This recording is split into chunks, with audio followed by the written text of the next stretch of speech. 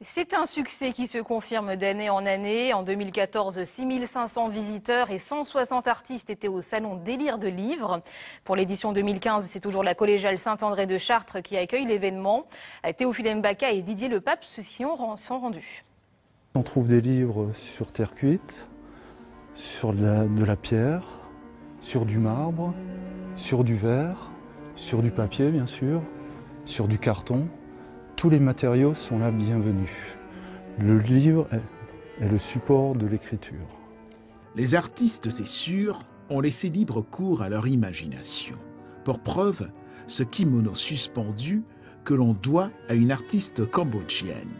Il faut savoir que Fetchang fait son propre papier, surtout pour cette collégiale-là, qui est très humide, donc elle a trouvé aussi une technique pour rigidifier le papier. Cette œuvre-là, on peut se poser la question, pourquoi est-ce un livre ? En fait, c'est un herbier. Sur les 350 œuvres exposées, des enfants et des personnes handicapées ont apporté également leur contribution. Avec Sylvain l'écrivain, c'est l'artiste qui se fait poète avec ses livres ailés dans une cage ouverte. Il brûle le papier, il le rabote, il y a toute une démarche derrière.